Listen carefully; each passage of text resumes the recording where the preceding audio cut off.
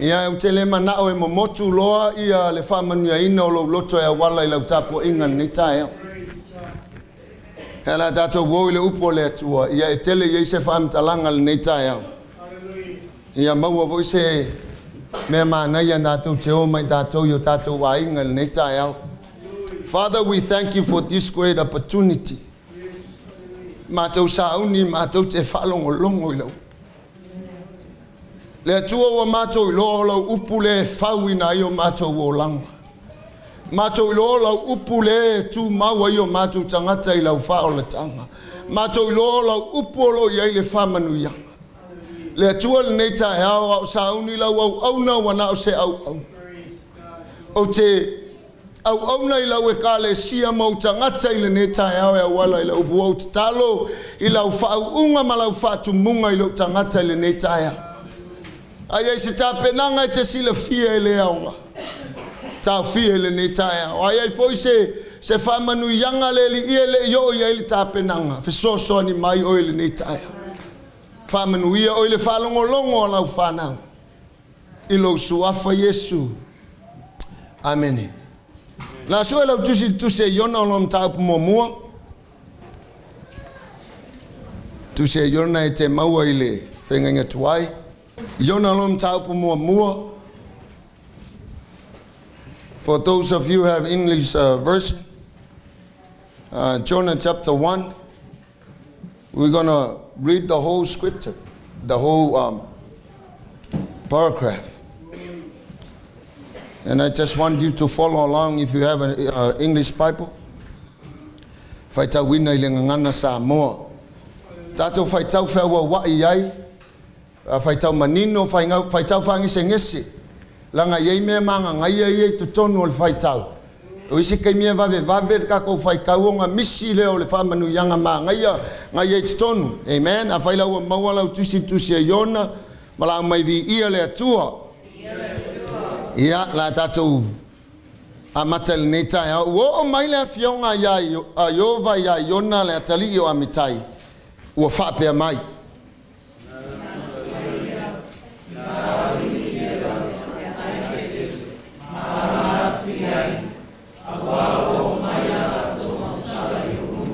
Aua tu lai ona e sola I ta sesa I lumo Iopa. Walu I fufoi o ia Iopa. Mana maua le vaa a alu I ta sesa. Ona avatu ai le e ia o le tutongi. Ma alu ifo iai. E o mai la tau I ta sesa ai lumo Iopa.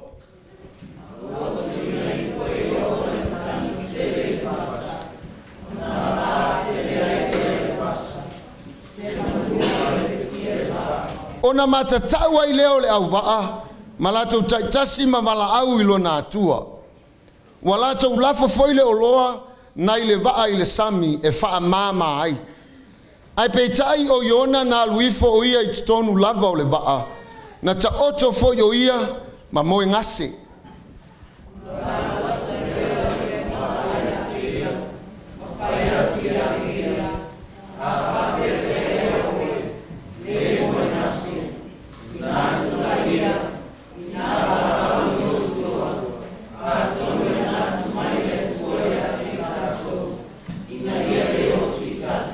Ona lato fetau tala ilea ina o mai ia se tato faia le bili ina ia tato lo ai tato lo po o ai o mai ai le nei malaia ia te tato ona lato faia le bili ua fa sanga le bili fa sanga foi le bili ya yona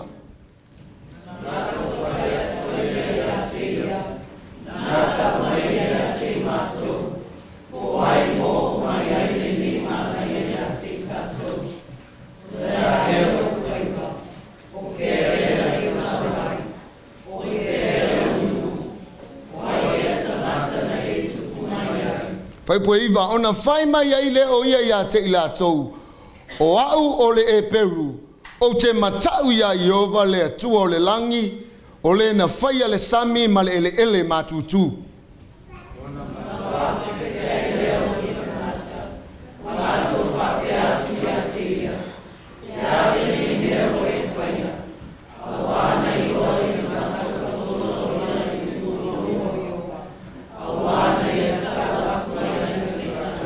ona latou fai atu ai lea ia te ia. Sea ese mea mātou te whaia ia te oe. Ina ia malu ai le sami mo i mātou. A wāua tupu tupu pēa le sou o le vasa.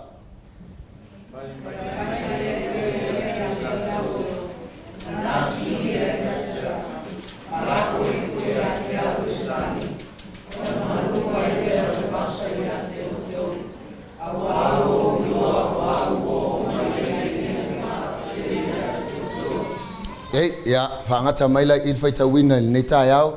Toi whaau whaita wina. Ia, a walu tātou sa vali o nei tai au. Ile tausanga e tasi le awhei maselawi vasfun mantasi. O le tausanga le na matai na inga o na avatu le kalesia whapotonga le atua i tutono le mātou nu o luatua nu. O le lotu le wailau li ine. O le lotu na matai i luatua nu i le ainga o lota maa. E la amatanga lao le lotu. Ia ngā maka i whale o se tulou. Whai aonga tuspa ia. Whai vi inga wa pispisa o. Ia molo tau sila fia ngā foi kou ke sila fia ngisi o taimi i amatanga o lotu nei a tātou i Samoa. E kelenga ingo sia. Au whaila le lotu i lesi pō le sa e le ngalo ia tea. Ai kau ai e ka ngaka ia apa o whale apa ngā whai ele lotu. Amen. Ia alai alu al sa ninga malu le lotu ia au pa o apa o kau le maa. Ia alai alu sa ninga. Ele umar sa ninga ponga ai abakur sa vali le ngu. O lo fia fei loa ile ngu i lo kama ma isi makai o le kalesia. O le wali yang kau ai al farsa. Le fale le ngafai le lo. O lai fale mai. Kusa o le fai sa ninga. Ai disapia le se wali o le au kala voua mako. Wo lo. Malelei lo. Nga wakwa la ulai ki fa mo al fasingo la wali yang kau ai al fale. Ave lo fale mai le la wa mai sa vali le ngu. A mai lo le i le kalesia. E o aku lo ka maa mai si maka i o aku le i la songa fua al ngu e soe. Se i kala ngol me watu. Pasol solo la fam talanga nge kai au langa o lo ke kau mawhai e fa matala le sa vali o nge kai au. O le au tua sa vali le kai au nge e fa puinga vapea. O le anga po le matau tia. O le me o ya ke o e o ngolo le loto fa mangalo.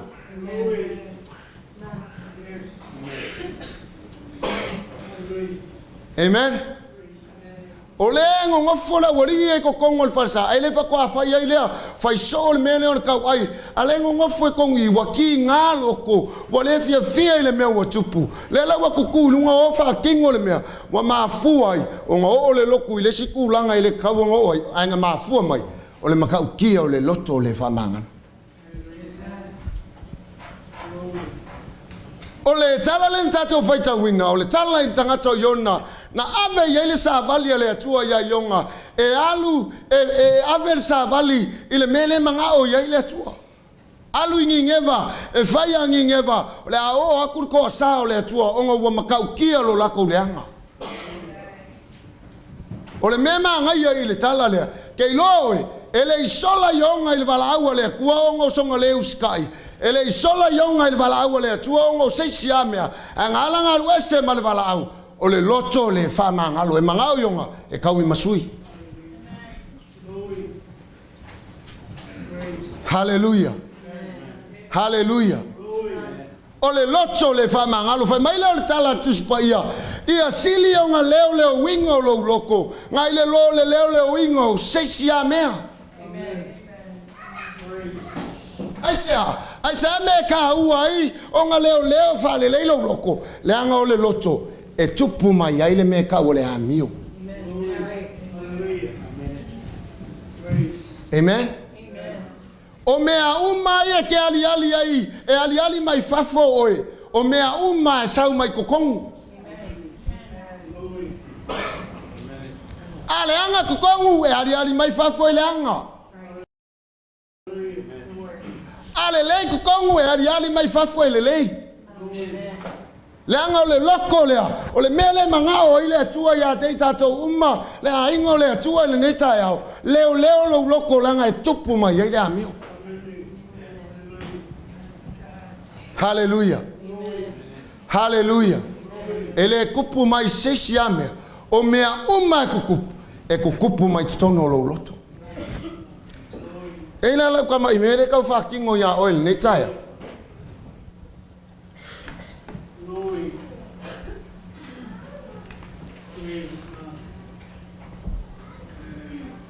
O le mele e representinga le mole palpala.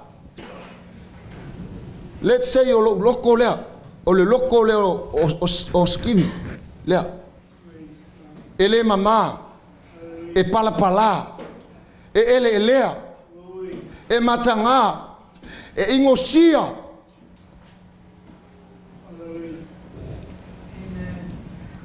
Ave markala tuspa ia. Ao inga saule atua ilana upu.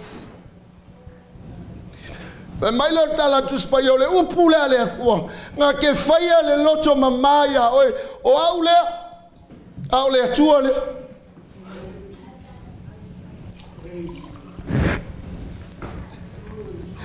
The more you put clean stuff in your heart,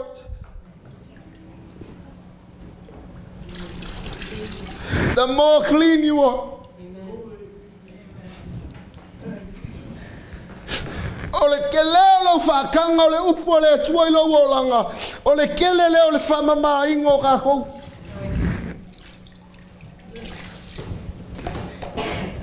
E o le saabali o tai au ngei. O le mea le makau ki o lo loko le whamangalo.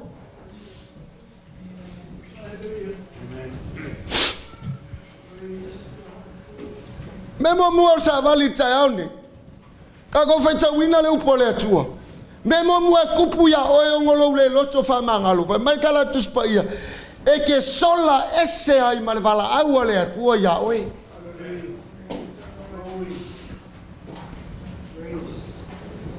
Mai ia le wala aua le atua nga wala au ya ionga. Nga wala au le atua ya ionga e alu e ka la ili ka leo i kasi. Ini neba. Ai sola ionga, sola i tasisa. Pengo whai atu le matanga. Ele i sola ionga o ngau songa le uska i le wala au. Nga sola ionga, o nga mangao ionga, ia oki le ngu. Nga mangao ionga, ia oki le ngu o ni neba aisea. Leanga o le ngu, leanga fasio kia o nga makua, di kai mea o kala inga. Vai o ele makau kia o le loko le whamanga. Le wa vakul wala au le atua, e alu e kālai, e alu e whaula inga se anganga, awa muso e alu. Ongo le loto le whamanga. Amen. O yeisisi o e ki ngā iei nei tai. O yeisisi o e le fia iei ngai kaya. Le ale umi o ngai e ngofo ma le ngā mea. Le ale umi o le mamalo loko i le ngā tangata. Kei loi, o le umi ai, e ke ngofo ai i, o le aka leo kako. Amen. Ai ese le manga ia pea e ola i se olanga wa e whata ngale upo le atua ia keui.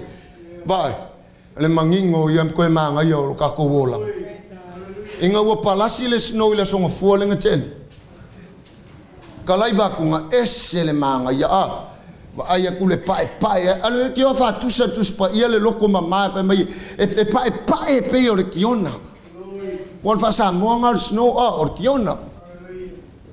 Pae pe o kiona inga wa umala a. Wa umale sino wa koa wa melt wa sodia kavan. Okay. Yes. Ala kala ninga fa makwa inga wang makuki mako makamakfaku. O le whaakusa leo le sino, o le māngai o leo langa e whaamainga. E māngai e leo wa ai e pae mama. Anga ua palpalala ua meautu le me ua soria ka wale ua palpala. Vai mai leo leo kala kuspa ia. Pe ia o leo langa mo tangata ua koe fo i lo pala. Amen.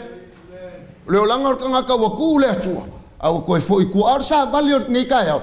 O le loto. O ke whaka ua inga lo loto le nei tai au. Pengo la unga la makanga nge kau sanga fai o se fai ngai a oi. E mea e a maka mai lo loto. Amen. O lo loko e a maka le kelo mea manga ngai a o mele lei. O lo loko ngake avakua e kangola e pui pui fa le lei le mele. Oka se manga ia. Amen. Ele fa pe ale le lo loko ngale kukupu le ongi mea. Don't take me wrong. E kukupu a mea ia u kafa o kako. Ale ke pui pui a lo loko. A wangi ki nga. Amen. Amen. Ole upumongia. Ele fale anga se si lo loko. Anga e fa kangale mele. O ngale anga ile oi. Ai po a me fai e tangata ia oi. Ai kangwa oi ke fa manga ia lo loko. Ma pui pui. Ma fai fa le lo loko. Ma kangwa e fa kanga me o kukongu. Ma me o mai fafu. E fiu kanga kai lue oi. Ma kwa e salira. Kwa e salile. Upulale tu.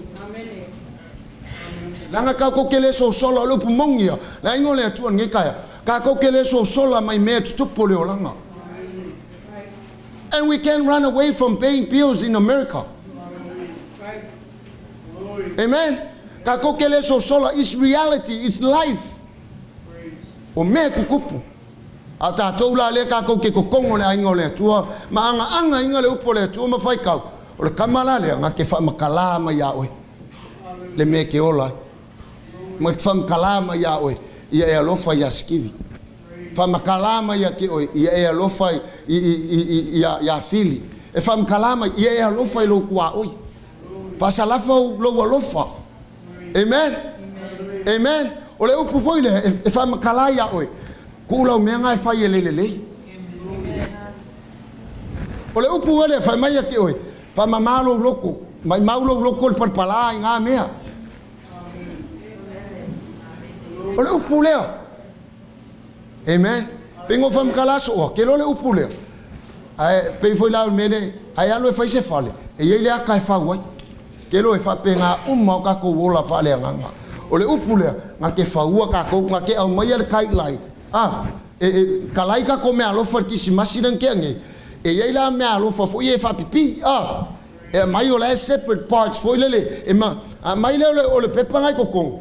Nga ke fa mo instruction fai mai o le vai alu I o le lima alu I ke le ka ko samo e a mai le pusa la a ki ya la wa kango e lo ke lima male ma fau e fai ya nga alu le ku mai le mea wa sau le vai ku le lima ai la ku le lima kaluai le fai kau le instruction le fai fa penga o tato volanga ma le upo le ku ke lo e ka ko ke si sea o tato au le I le me nga ke fa con o tato wol melo lu sa vale fa mai o le makau ki o le me tupu ya o o lo loko le fa mangal ele nga kai ke sola ese ai male vala au le ko lo bolanga ma le melo lu e fa ye o ma fa la ve la ve iska nga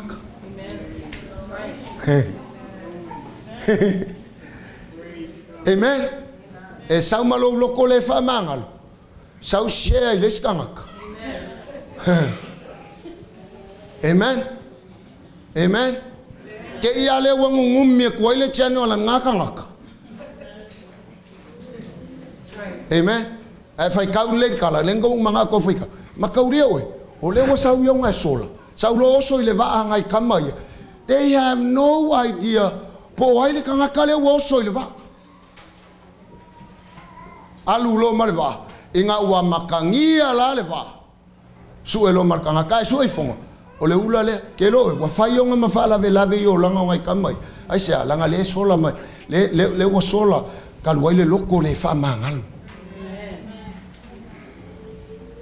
ke lo o le angal nga loko le fa mangal e fai ai o ma fa la ve yo langa wis. Amen. Amen. Ai ke lo e le manga o mia le ko nga ka fai ma fa la ve yo langa wis. O lai manga o mia le ko kanga kai fai mafa mangu yanga yo langa ois. And that's our mission. O le mission nga ka ko. O le fai o tatou mafa mangu yanga is kanga ma o mai is kanga kai le ai ngole. Amen. Le ala wa la ku lo yonga I. O ka se fa la ve le o langa. Ba ayo ye. Lucy le uka, Lucy o loa, kau ma le lemo.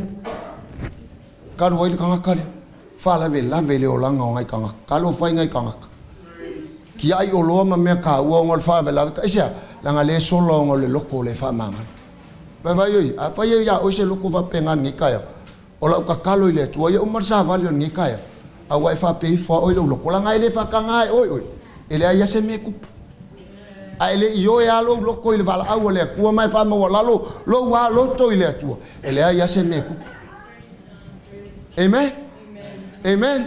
Wala foi nga kukupu meia kukupu ngei le olanga ngei I meia le mafua ngei onga fai me o kengi ma me vapenga mafua mai le loko.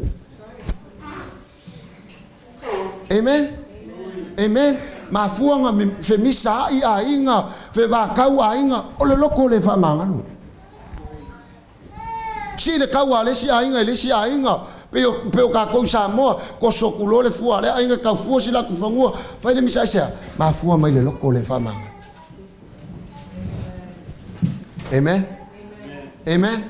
Fai ngo fie your sa ka mal me mun mulio tsaba fai mai o le leanga o le loko le famanga ke fai ai fai unga se le la fai ka ua ko ya o le yona no mta po fa fai po tolu fai mai o le nei fo yo vai o te ayo yatu ya te oi ia e ave ese lo wola a wai le leo ma o woki ai le anga ono o wola.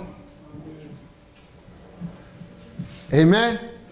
Vai le kalar kanga kale le ua fai le kua fai mai le atua ke mangao e ave ese ngei alo wola wale leia ke aulo woki ai le anga o wola walanga fai e yonga kala ia o le ki ngao le loko langa lenga umanga o le kue ko kongo le manga vore ia ko luai mai fafo ko sene le kue ko alu fa wa le mission le lawa ko alu yonga aver fe au li liu le mafa fa o le kue ma le loko le kue fa sao le ngu fa sao le kue le ngu ai ki ngā le loko yonga ma fai yonga I le atua le kua ave ese ngei ale ola wo le fia ola ai sea tsaka kaunga fia o le ua fao la inga le ngu tsaka kaunga fia o le ua fao la inga le skangaka ai wa mafuanga fai le kua ave ese longola wo ika langa o le ua fao la inga le ngu nga mangao yonga yoki le ngu langa le menenga sola isa yonga malngu nga mangao yonga ia malaya le ngu ia o le oki le ngu waisa langa le menga fai le ngu ilonga maku wai le loko le fa manga loa seva ai I read a story le ile ungali ile nga fasioker kanga kalakam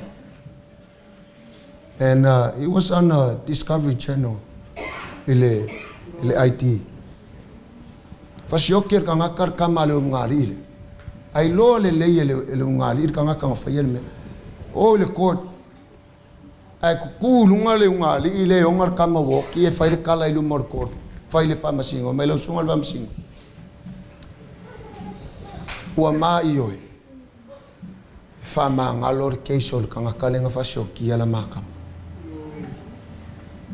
wai ku fa masingo ma leo ngai kongu makanga kanga moni maweng makwa yofo le mele ki ngalanga ek pawale or kamale ngali fasioker kanga kale ongo ku ale wa kule ngali ma fayakulu mo le charge la sungal fa masingo makanga fa ma ngalor case le se case faya ya olar kanga kale nga fasioki ale came to found out olo ngali elo loku ile loku faulai. Amen. Amen. Manga ya ale kele o kako ngai kama imea wa yalu wa ya wa ile mafayo ngai fa manga lo nga. Amen. Ele fasio kia si solo wa inga wa yalu wa ile fia kala ngoa wa ile fia kaukala wa le ai ase me fa ese wa keu wa lo loko nga me fa mai lo le upole to mai fa mai wa o keu lo loko la wa fio inga nge yo inga nge o sala ya tu wa teulo loto la wa fionga le tu inga nge yo wa sala ya ke lo o le kaimi ka ko ke o ese ma le fa vai o tatu o langa fa le nga o le upu le ale ku o le kele le nga o mesi se ka ko ke foi vai o ye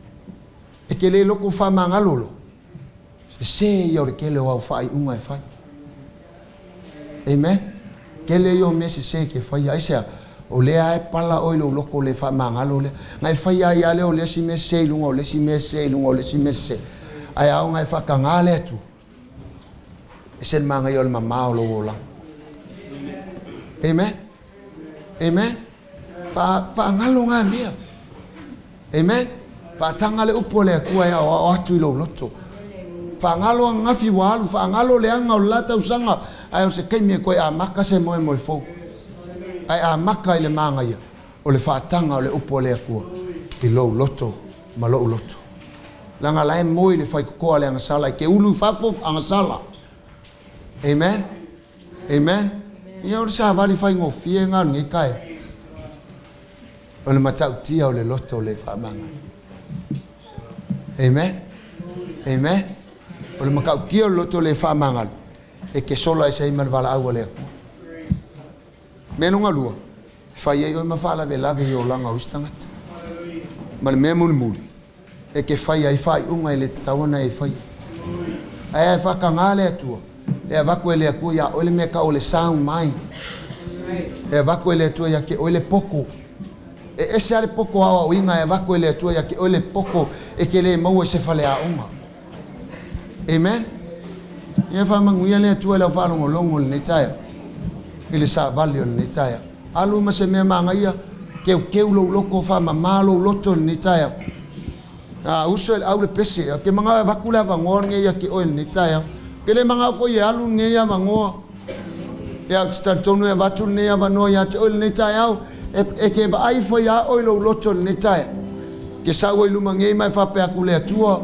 malie lo loko fa mangalo o se kai me ka kau ngo wa mata o nga ke lo loto ma fai se ngal wenga i lo loto le taia hallelujah thank you Jesus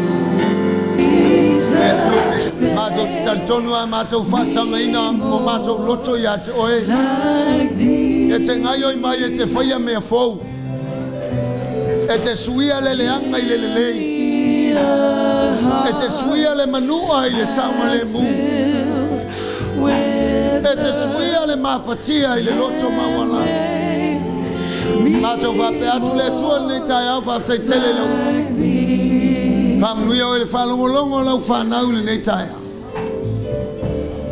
for Yatulovi Inga. Father, we thank you.